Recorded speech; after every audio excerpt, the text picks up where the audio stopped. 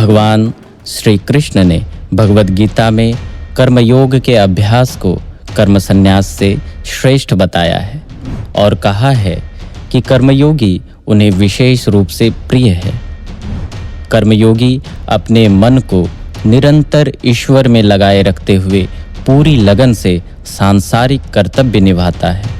हालांकि जीवन की उथल-पुथल और भटकाव के बीच इस अवस्था को बनाए रखना चुनौतीपूर्ण प्रतीत होता है।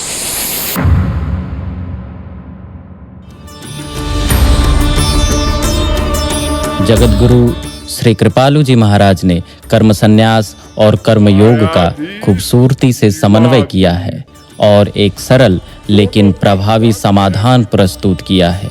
वे सलाह देते हैं अपने दिन का कुछ हिस्सा कर्म संन्यास की अवस्था को समर्पित करें। इससे आप पूरे दिन कर्म योग की अवस्था में बने रह सकेंगे। इस प्रकार कर्म संन्यास कर्म योग के लिए आधारशिला का काम करता है। कर्म संन्यास का अर्थ है सांसारिक कर्मों का परित्याग करके मन को एकांत में भगवद विषय में लगाने का अभ्यास। इसी अभ्यास के लिए ब्रज गोपिका सेवा मिशन अपने वरेण्य संस्थापक पूजनीय राशेश्वरी देवी जी के विशेष तत्वावधान में वर्ष भर में कई शिविरों का आयोजन करता है, जिनमें वार्षिक साधना शिविर का अपना विशेष स्थान है।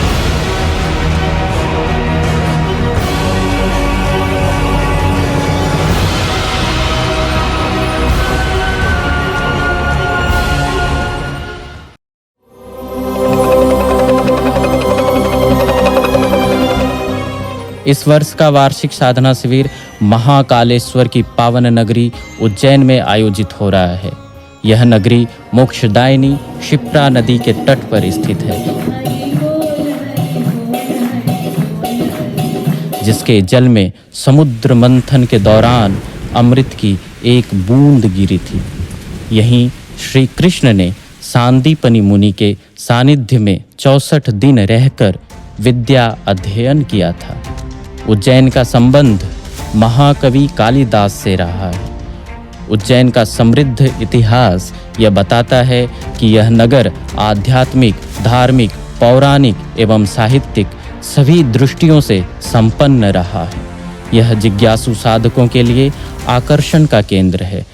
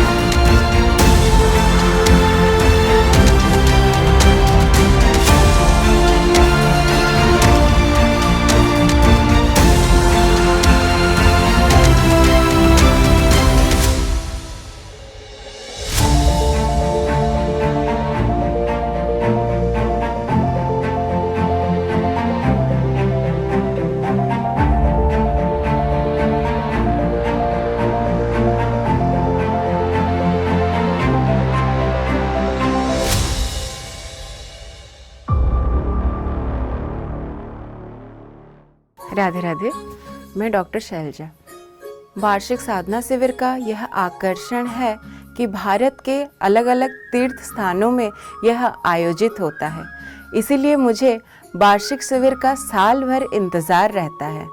इस साधना शिविर में हम लोगों को सिखाया जाता है कि जैसे हम थ्योरेटिकल नॉलेज जो लेते हैं, जो सुनते आए हैं, जो करते हैं, उसको प्रैक्टिकल अपनी लाइफ में कैसे इम्प्लीमेंट करना है, अपनी रेगुलर दिनचर्या में उसको कैसे लागू करना है। जैसे मैं ऑफिस जाता हूँ, ऑफिस में काम करता हूँ, तो मुझे अपनी ऑफिस की वर्क को कैसे हरि गुरु को समर्पित करके उसको एक अपना आध्यात्मिक रास्ता देना है, उसको आध्यात्मिक मार्ग में लाना है।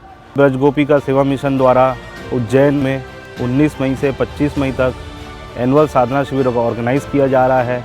मैं आप सब लोगों से अपील करूँगा कि आप सभी पार्टिसिपेट करके अपने आप को गौरवान्वित एवं भाग्यशाली महसूस करें।